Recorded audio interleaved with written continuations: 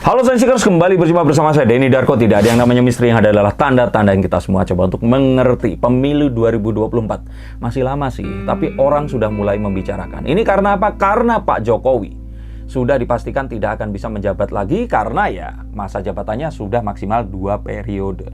Dan terus kemudian orang mempertanyakan karena Pak Prabowo kayaknya kansnya akan kecil untuk ikutan dalam kontestasi atau konstelasi ya ke perebutan kepemimpinan negara Republik Indonesia ini dalam 5 tahun mendatang itu tadi.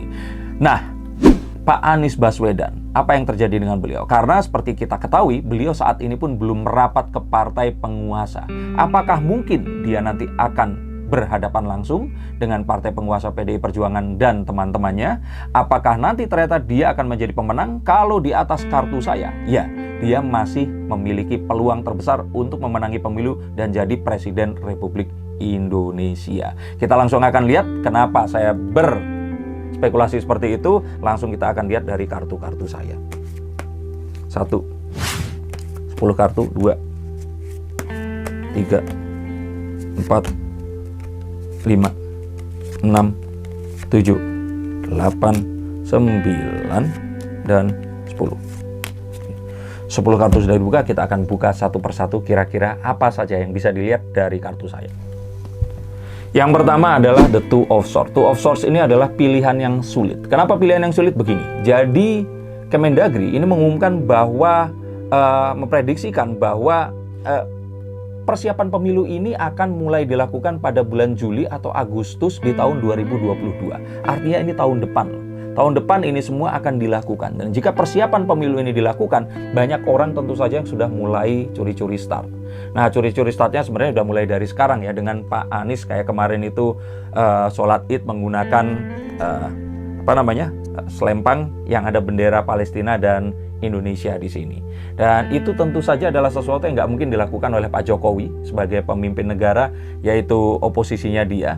Nah, tapi beliau melakukan ini untuk memperoleh dukungan juga. Ya, walaupun saya sendiri juga pendukung Palestina, tetapi melakukan itu kelihatan banget kalau dia ini mencoba untuk menaikkan elektabilitasnya. Dan ini adalah sesuatu yang memang ya mau nggak mau tetap harus dilakukan karena ini adalah sesuatu yang jadi kayak 2021 ke 24 ini lebih dekat karena memang saat ini harus dilakukan kayak mau nggak mau orang itu sebenarnya sudah curi start. Jadi ini adalah satu hal yang hakiki, sudah pasti, sesuatu hal yang pasti akan terjadi dan ini sepertinya akan juga menambah ini semua lebih ramai lagi di tahun 2022 yang tinggal hitungan bulan lagi. Kita akan lihat bahwa sebenarnya persiapan selama 20 bulan untuk pemilu ini bisa dipergunakan secara maksimal. Dan dengan cara ini kita akan tahu bahwa ya apa yang terjadi ini tadi akan sedemikian cepat. Mungkin akan lebih cepat daripada apa yang pernah kita lakukan di pemilu-pemilu sebelumnya. Karena isunya ini terasa kayak masih hangat. 2019 itu kayaknya nggak kayak 2 tahun yang lalu, tapi kayaknya beberapa bulan yang lalu. Dan rasa ini tentu saja akan masih terasa hangat sampai nanti mendekati 2024. Nah, kira-kira apa saja sih yang akan menjadi the source di sini? Karena Queen of Swords itu adalah sebuah ketegasan tetapi juga harus menggunakan sebuah strategi yang halus. Tidak bisa langsung to the point karena malah akan menjadi terlalu belatan atau ini malah memungkinkan untuk terjadinya blunder nanti. Nah, apa yang harus diwaspadai dari pemilu yang akan ada nanti dan persiapan pemilu yang akan dilakukan tahun depan? Yaitu pemilu ini masih diadakan dalam suasana pandemi. Dana ini masih keluar tidak hanya untuk politik saja, tetapi masih untuk penanggulangan COVID-19 yang saat ini juga kayaknya ditakutkan akan semakin parah.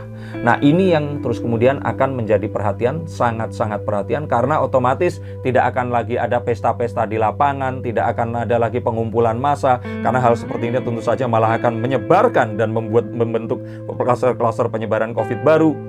Ini adalah sesuatu yang unik. Maka dari itu ada sesuatu yang penting yang harus saya sampaikan di sini dan inilah kenapa saya katakan bahwa Pak Anies berpeluang untuk memenangkan pemilu 2024 adalah karena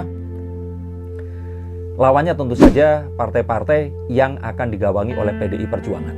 Nah, kalau seandainya tidak terjadi pandemi, ini pasti akan susah karena partai penguasa memiliki uang yang paling besar, memiliki akses yang paling luas dan mengingat penduduk Indonesia ini tersebar di ribuan pulau, ini akan susah untuk menjangkau. Nah, tapi dengan cara seperti ini, otomatis orang terkurung di rumah. mereka masih hanya bisa dijangkau menggunakan handphone mereka.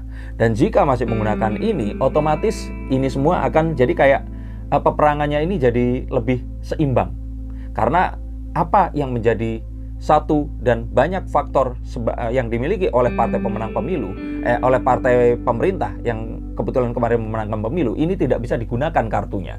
Nah, dengan seperti ini sebenarnya ini akan menjadi sebuah pertarungan yang juga akan, ya selain seimbang juga pasti akan seru nantinya. Akan ada apa saja di sini kita tidak tahu, tetapi otomatis di sini kansnya akan lebih tinggi dibandingkan dengan kondisi tahun lalu yang belum ada pandemi.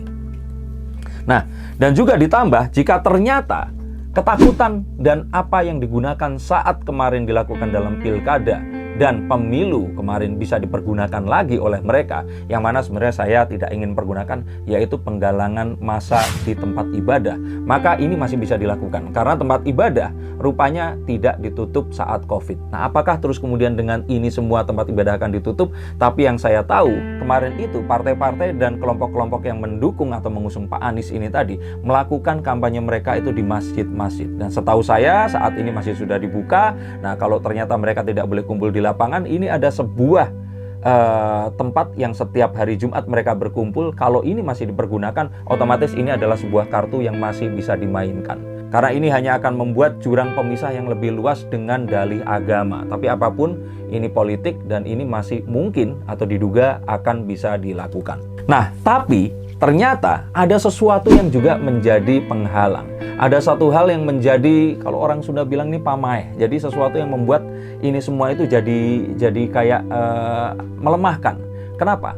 Karena ternyata pada tahun 2022 nanti jabatan Pak Anies Baswedan sebagai Gubernur DKI Jakarta itu akan berakhir.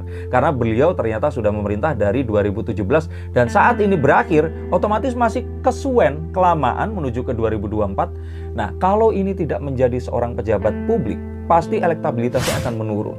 Otomatis beliau ini tidak akan populer lagi. Orang mulai lupa. Kalau artis ini mulai jarang muncul di TV kayak saya ini, orang mulai lupa. Ketemu saya bilangnya, Mas Arie Untung. Seperti itu. Orang akan lupa. Nah, tapi ada sebenarnya kelebihan jika ternyata dia bisa mensiasati hal ini. Tapi ya satu hal yang pasti di sini ini lebih banyak negatifnya untuk kalau ternyata tujuannya pemenangan, karena dengan dia tidak menjabat ini tadi itu malah akan menurunkan elektabilitas. Nah, ada sebuah wacana yang dilontarkan oleh fraksi Golkar dan kalau tidak salah Partai Nasdem untuk mempercepat terjadinya pilkada agar Pak Anies nanti bisa menjabat gubernur lagi. Karena kalau pilkada dilakukan di 2022 sudah dipastikan beliau ini akan menang karena nggak ada lawannya.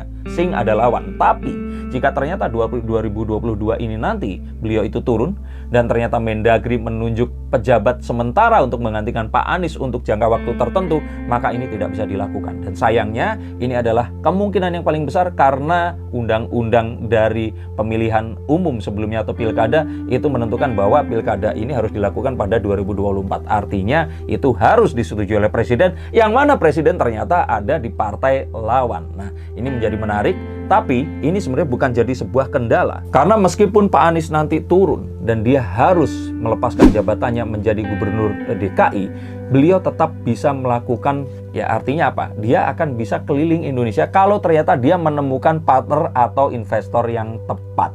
Kenapa? Karena tentu saja kalau dia nanti menjabat, otomatis dia nanti kan nggak bisa safari keliling Indonesia saat diadakannya pemilu. Tapi kan pemilu saat ini juga nggak bisa safari karena dalam kondisi pandemi. Nah, ini adalah buah si malakama. Ini adalah banyak hal yang harus difikirkan. Tapi mengingat elektabilitas Pak Anies yang memang sangat tinggi, sebenarnya Pak Anies nggak perlu takut dengan ini semua. Kalaupun dia takut dijegal dengan tidak bisa menjadi gubernur lagi sehingga elektabilitasnya menurun dan dia cuma punya waktu berapa bulan lagi untuk mempertahankan dan menaikkan itu, sebenarnya ada cara yang lain yang akan saya katakan di akhir nanti. Tetapi ini adalah satu penghalang paling utama dan harus disiasati oleh tim Pak Anies. Dan memang kreativitas ini harus ada. Meskipun jika ternyata popularitas turun, kalau ternyata dari kingmaker-nya ini tadi bisa melakukan banyak hal, ini sebenarnya di era digitalisasi seperti sekarang ini bisa melakukan banyak hal yang akan bisa mendongkrak popularitasnya juga. Tapi jabatan itu ternyata juga penting. Jadi buah simalakamanya di sini akan sangat kuat karena maju kena, mundur kena. Nah, mungkin Pak Anies dalam beberapa bulan ke depan harus mulai berpikir satu hal yang akan saya propose ini nanti. Tapi apakah itu betul atau tidak, sebenarnya kita akan coba untuk pelajari. Tapi yang dilihat di sini, sebenarnya saat ini yang paling sangat dan amat memiliki peluang itu ya Pak Anies Baswedan, tidak ada yang lain. Karena popularitas tertinggi adalah dia. Kalaupun Pak Prabowo tidak menjabat lagi, ya otomatis beliau yang paling tinggi, dan memang ini disyaki atau dianggap kalau Pak Prabowo ini tidak akan melakukan pencalonan diri kembali. Nah, artinya dia harus benar-benar memilih. Pak Anies dengan semua elektabilitasnya harus benar-benar memilih kira-kira siapa yang akan menjadi kingmaker-nya. Ini adalah pihak yang harus benar-benar kuat. Pihak yang tidak memiliki dosa di masa lalu, atau paling tidak adalah pihak pengendali semuanya. Tapi di sini sudah jelas bahwa elektabilitas tertinggi adalah di beliau, dan jika beliau tidak melakukan kesalahan, maka saya bisa pastikan kalau 2024 nanti presidennya ini sebenarnya masih paling kuatnya itu Pak Anies. Karena apa? Ya karena ini tadi, elektabilitas saat ini adalah beliau. Tapi kalau ditanya keinginan pribadi, ya sebenarnya belum beliau. Tetapi yang saya lihat di sini, kartu saya menunjukkan bahwa elektabilitas tertinggi masih diduduki oleh Pak Anies Baswedan. Dan ini akan semakin tinggi jika ternyata beliau nanti mau melakukan kartu yang terakhir. Tapi apakah kemudian Pak Ganjar Pranowo, Bu Risma ini tidak juga tinggi? Tinggi juga. Tetapi karena beliau belum pernah dicalonkan, maka saya bisa pastikan yang paling tinggi ini masih Pak Anies.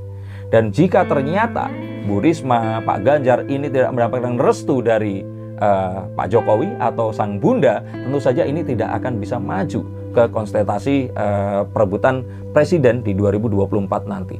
Lalu apa kira-kira yang akan bisa dilakukan Pak Anies jika Pak Anies Baswedan ingin menjadi presiden Republik Indonesia?